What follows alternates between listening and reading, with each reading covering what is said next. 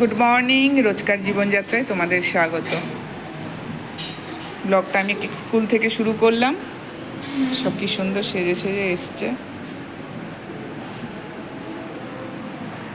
চলো আজকে এদের প্রোগ্রাম রয়েছে, গরবাও হবে, তোমরাও দেখতে থেকো। আমি উপরের হলে চলে আসলাম, কারণ এখানে প্রাইমারি স্টুডেন্টরা কিছু প্রোগ্রাম করবে, সেটারই ভিডিও নেওয়ার জন্য।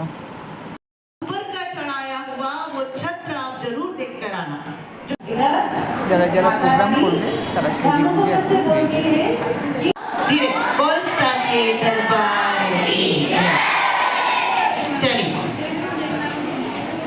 नौ देवियों के स्वरूप की पूजा करते हैं। आज नवरात्रि का कौन सा दिन है बच्चों? 7वां दिन है। आज किस देवी की पूजा की जाती है? कालरात्रि देवी। कालरात्रि ये बुरी शक्तियों का नाश करती है, काली शक्तियों का नाश करती है, इसलिए इन्हें कालरात्रि कहा जाता है। इसी तरह नवरात्रि के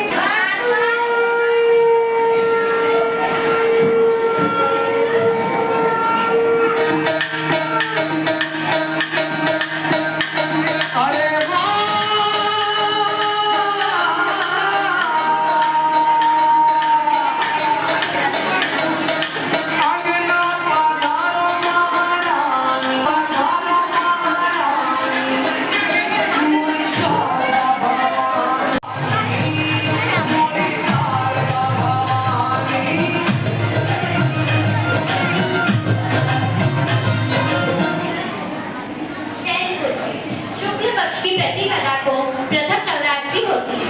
नवरात्रि के पहले दिन माता के प्रथम रूप माता शैलपुत्री की पूजा की जाती है।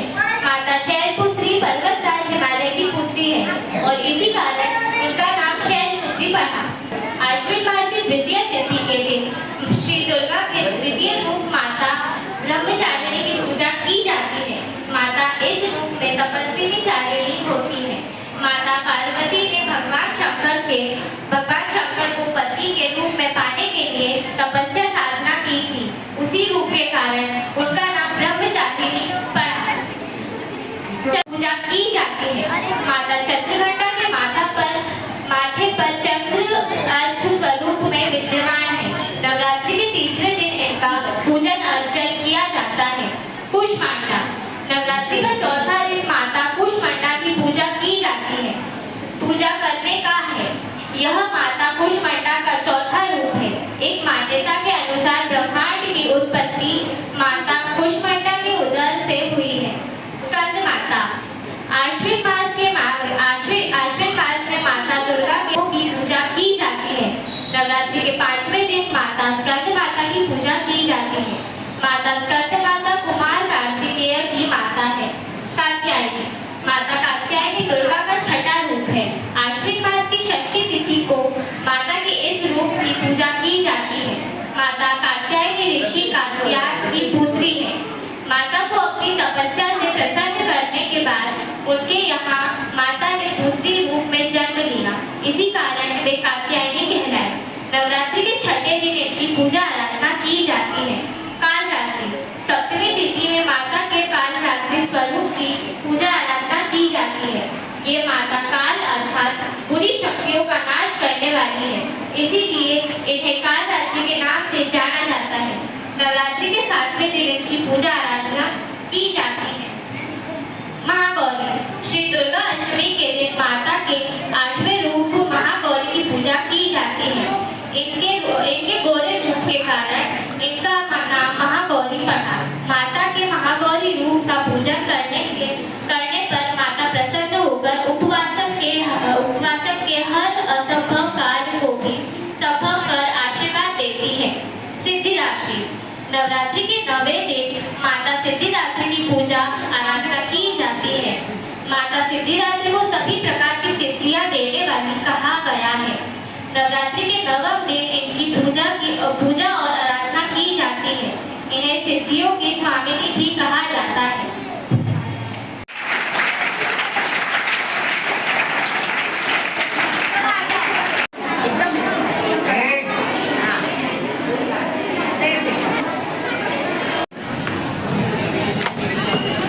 বাচ্চাদের সব নিয়ে যাচ্ছি এখন, উপরেরা প্রোগ্রাম করবে। চলো জলদি চলো।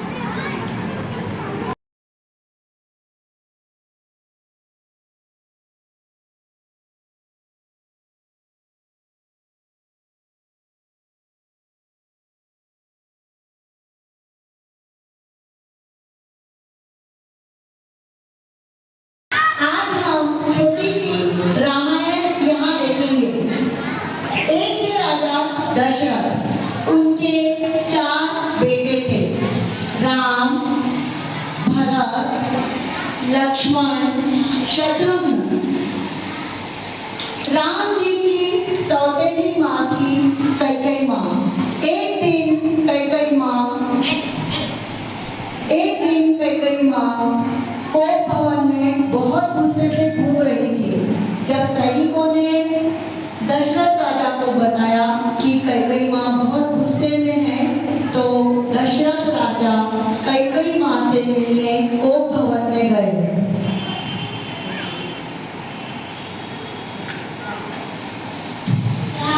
कैकेयी, तुम इतने गुस्से में क्यों हो? मुझे आपसे तो वचन चाहिए। कैसे वचन? हमारा वचन, राम को 14 साल वनवास भेजो। और दूसरा, मेरे बेटे भरत को राजा बनाओ। नहीं, आपने मुझे जो वचन दे चुके हैं उसे पूरा करना ही होगा। इस प्रकार कैकेयी माँ ने दशरथ राजा से 2 वचन मांगे। उसके बाद दशरथ राजा ने अपने पुत्र को बुलाया। राम, बेटा राम, जी पिताजी, तुम्हें 14 साल वनवास जाना होगा। पिताजी,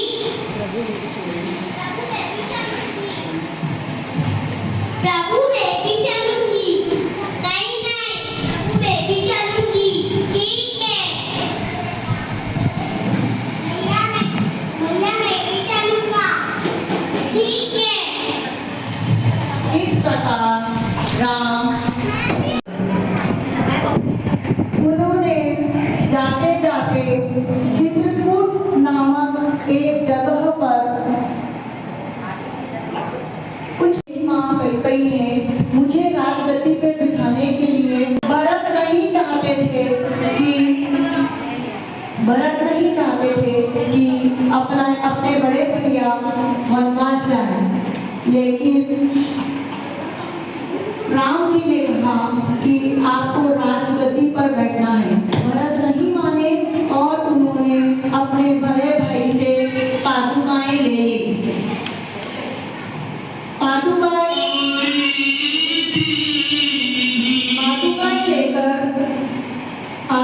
लेकर बड़े दुखी मन से भरत और शत्रुघ्न के लिए तैयार हो गए।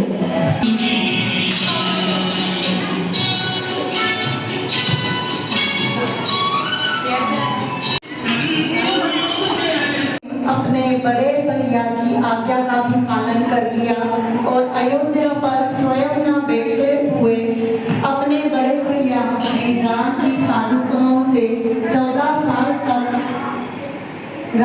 अयोध्या पर राज्य किया, बनाकर वनवास में चले गए।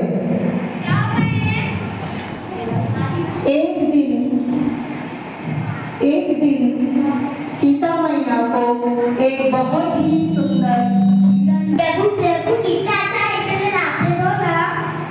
ठीक है, अभी आता। राम जी हिरण को पकड़ने के लिए जंगल की तरफ चले गए और जब शाम होने लगी तो सीता मैया ने लक्ष्मण जी को बोला, तुम्हारे अपने भैया भी आए हैं। अभी आप चिंता मत करो, अभी मैं देख के आता हूँ। को पार न करना, वह रेखा लक्ष्मण रेखा के नाम से जानी गई और सीता मैया भी अपने पति श्री राम और लक्ष्मण का इंतजार करने लगी। थोड़ी देर बाद वहां पर एक साधु आए।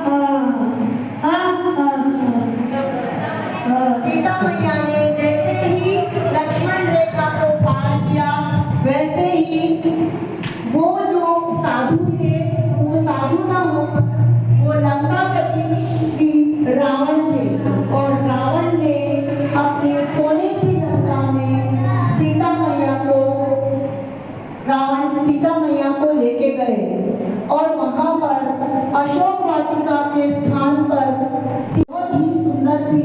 वहां पे सुंदर सुंदर वृक्ष, सुंदर सुंदर फलों से लगे हुए वृक्ष थे।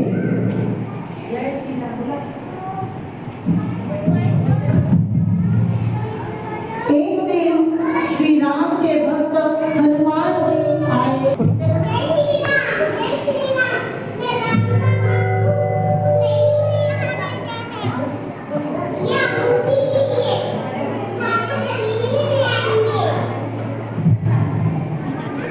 हनुमान जी ने प्रभु श्री राम की अंगूठी निशानी के तौर पर दी और अपनी पूंछ में आग लगाकर पूरी लंका घूमे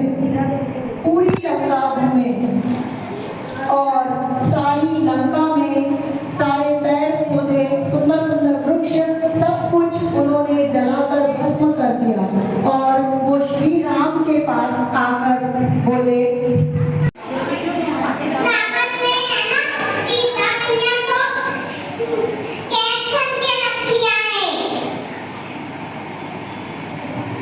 हनुमान जी ने सीता मैया का पता लगाया और राम, लक्ष्मण, इन लोगों ने सबने मिलकर एक वानर सेना तैयार, क्योंकि अयोध्या और लंका के बीच में एक बहुत बड़ा समुद्र था। अब इस समुद्र पर वो लागे कैसे? लेकिन सबको एक विश्वास था कि हनुमान जी को विश्वास था कि मेरे प्रभु के नाम में ही इतनी शक्ति है कि पत्थर पर लिखने पर वह डूबेगा नहीं। इस विश्वास के साथ हनुमान जी की पूरी वानर सेना ने पत्थरों पर राम लिखा और सच में वो आगे राम सेतु के नाम से प्रसिद्ध हुआ। बिना किसी पिलर्स के वो आज भी राम सेतु देखने लायक है।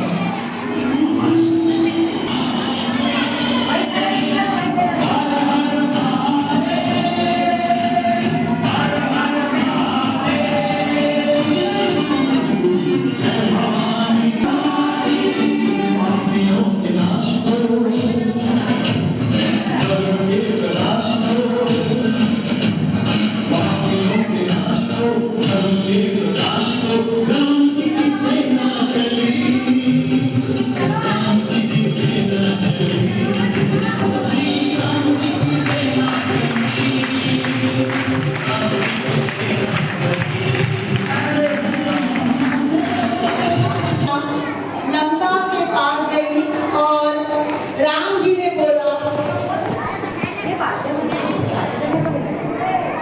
मुझे मेरी सीता वापस चाहिए। मैं नहीं दूंगा।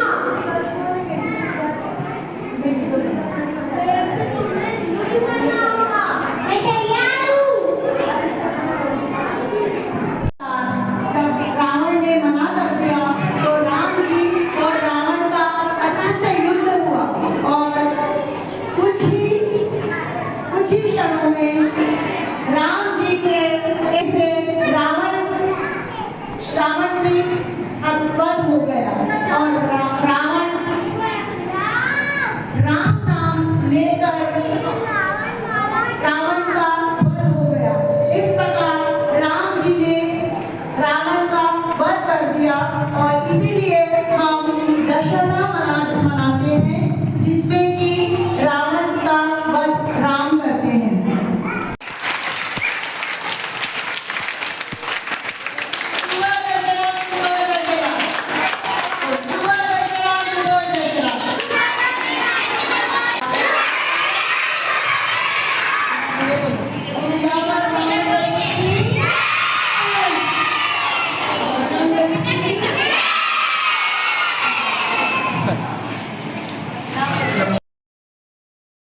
এরপর যারা যারা নাটকে পার্টিসিপেট করেছিল তাদের একটা গ্রুপ ফটো তুলে নিলাম।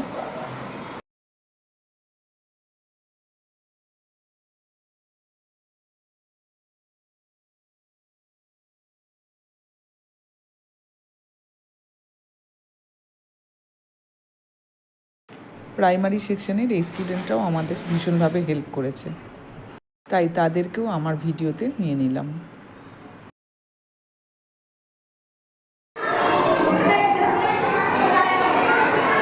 প্রোগ্রাম শেষ হয়ে যাওয়ার পরে ক্লাসে নিয়ে যাচ্ছি।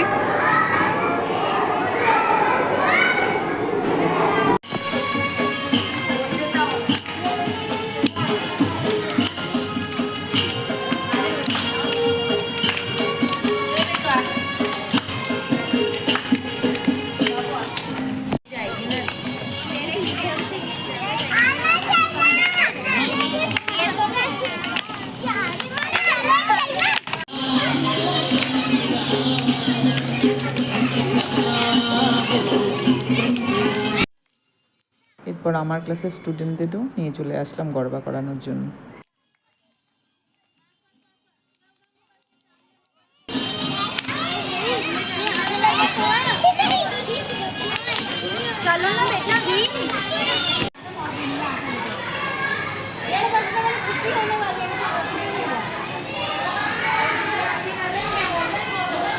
এরকমই একের পর এক ক্লাস আসছে আর গরবা হচ্ছে এখানে।